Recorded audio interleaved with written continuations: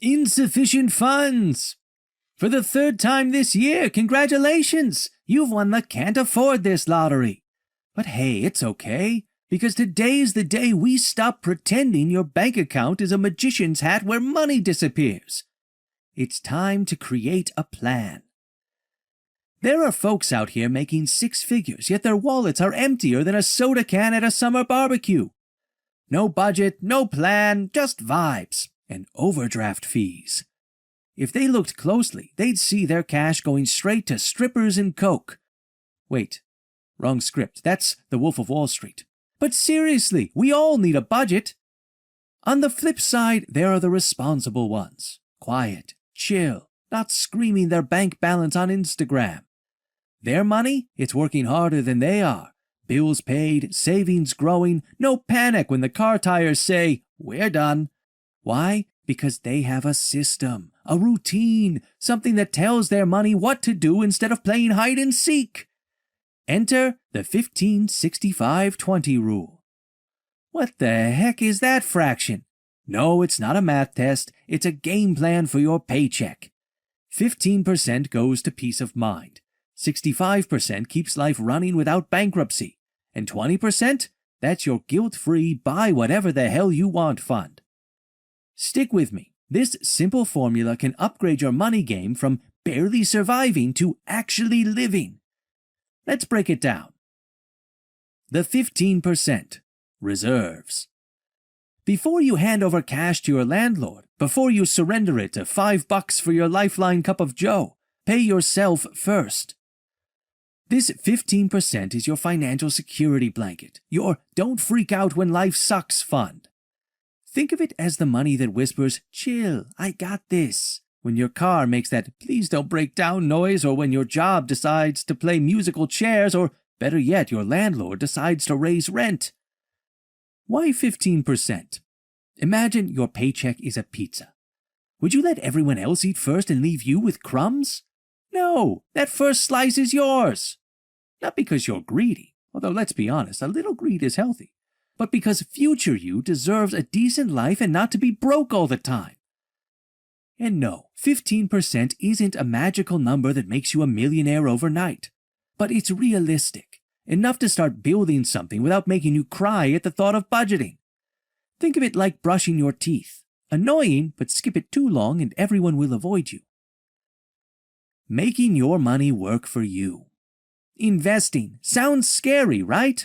Like that thing your cousin talks about at family dinners, but you tune out. Not that. Real investing, the boring kind that actually makes money while you nap. Here's the brutal truth. Money in your savings account is slowly getting eaten by inflation. It's like leaving your sandwich on the counter and wondering why your dog looks stuffed. Investing wakes your money up and puts it to work. You can't outsave inflation, but you can outinvest it.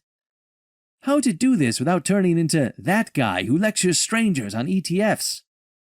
1. Use your workplace retirement plan. If they match your contribution, grab it. That's free money. Saying no is a weird personality trait.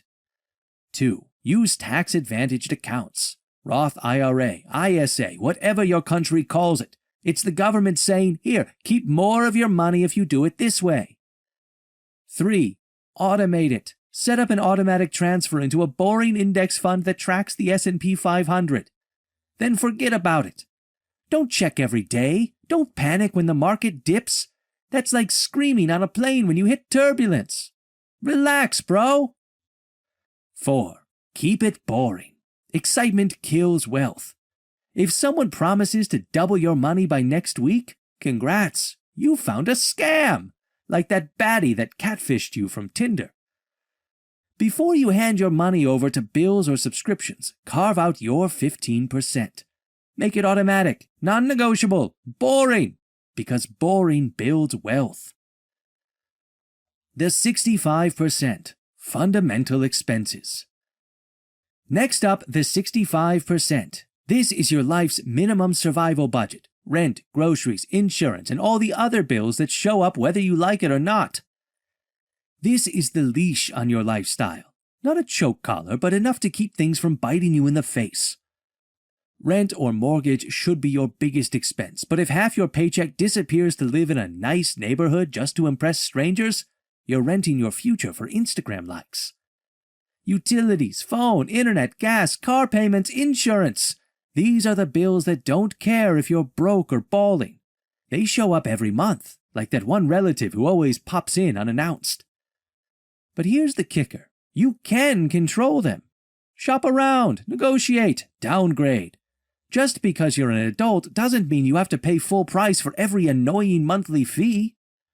This 65% isn't about living like a monk. It's about control, knowing where your money goes so you don't end up broke wondering, where did it all go?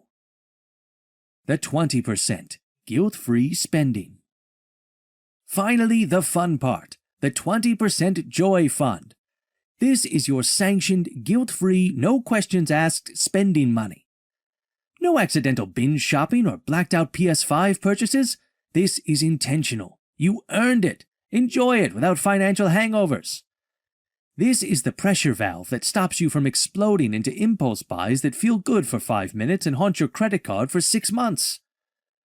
Fun doesn't have to cost a fortune. Sometimes the best joy is a day off, a good podcast walk, home-cooked food, or that thrift store find that makes you feel like a baller on a budget. The 20% keeps your budget sustainable. Budgets without joy are like crash diets for your finances. Brutal and doomed to fail. What happens if you ignore this? Ignoring this plan is like trying to diet by eating cake and expecting abs. It won't happen. Without a plan, you're doomed to stress over bills while your savings scream for help. Get blindsided by emergencies that wipe you out. Miss out on actually building wealth because you're too busy surviving. Living paycheck to paycheck isn't cool. It's not grind culture. It's a warning sign your money's running you, not the other way around. To sum it up, this isn't about being frugal for the fun of it. It's about control, choice, and balance. 15% pays your future. 65% covers the now. 20% reminds you why the hell you're doing this in the first place. Do it right and you get something most people never have with cash. Peace. So here's your challenge. Next payday, run the 15-65-20 split. See what happens. And tell me, what's one thing you're going to spend your 20% on this month that actually brings you joy? Drop it in the comments. If this helped you avoid another insufficient funds meltdown, hit subscribe. More money moves are coming your way.